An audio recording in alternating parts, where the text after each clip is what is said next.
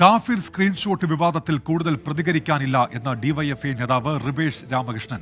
താങ്കളാണോ screenshot post ചെയ്തത് എന്ന ചോദ്യത്തോട് മാധ്യമങ്ങൾ അന്വേഷിച്ച് കണ്ടുപിടിക്കൂ എന്നായിരുന്നു മറുപടി. തനിക്കെതിരായ പ്രചാരണങ്ങളിൽ നിയമ നടപടി സ്വീകരിക്കുമെന്നും റിബേഷ് രാമകൃഷ്ണൻ പറഞ്ഞു. ഇതിപ്പോ നിങ്ങൾക്ക് ചോദിക്കുന്നതിന് മുന്നേ എല്ലാ ആളുകളും ചാനലുകളെല്ലാം തോന്നിയ റിപ്പോർട്ട് ചെയ്തിരിക്കുന്നത്. ഇപ്പം പ്രത്യേകിച്ച് ചോദിക്കാൻ പറയുന്നില്ല. അതുപോലെ മാധ്യമങ്ങൾ ചെയ്തിരിക്കും. മാധ്യമങ്ങൾ ചെയ്യേണ്ട പണിയല്ല. ഇവിടുത്തെ കാര്യങ്ങൾ അന്വേഷിക്കാണ്ടാണ് സാധനം ചെയ്തത്. അതിനകത്ത് ഇനിയിപ്പം വേറെ പ്രത്യേകിച്ച് എനിക്ക് വേറെ പറയുന്നില്ല. സംഘടന പറഞ്ഞിട്ടുണ്ടല്ലോ, നിയമപരമായ നടപടികളിലേക്ക് മുന്നോട്ട് പോകുന്ന ആളാണ്. അത് ഞാൻ അഭിപ്രായം.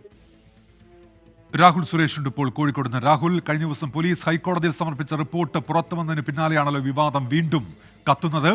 ഈ റിബേഷ് എന്താണ് ഇപ്പോൾ പറയുന്നത്? രാഹുൽ, വടകരയിലെ കാഫിർ സ്ക്രീൻഷോട്ടുമായി ബന്ധപ്പെട്ട് കഴിഞ്ഞ ദിവസമാണ് പോലീസ് ഹൈക്കോടതിയിൽ റിപ്പോർട്ട് സമർപ്പിച്ചത്. ഈ റിപ്പോർട്ടിൽ പറയുന്നത് കാഫിർ സ്ക്രീൻഷോട്ട് ആദ്യം പ്രത്യക്ഷപ്പെട്ടത് ഇടത് സൈബർ ഗ്രൂപ്പുകളിലായിരുന്നു എന്നാണ്.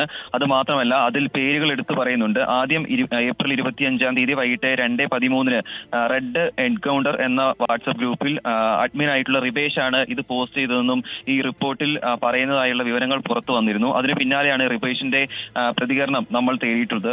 റിബേഷ് രാമകൃഷ്ണൻ നിലവിൽ ഡിവൈഎഫ്ഐയുടെ വടകര ബ്ലോക്ക് കമ്മിറ്റി പ്രസിഡന്റ് കൂടിയാണ്. പക്ഷേ റിബേഷ് ഇതിനെക്കുറിച്ച് കൂടുതലായി പ്രതികരിക്കാൻ തയ്യാറാവുന്നില്ല.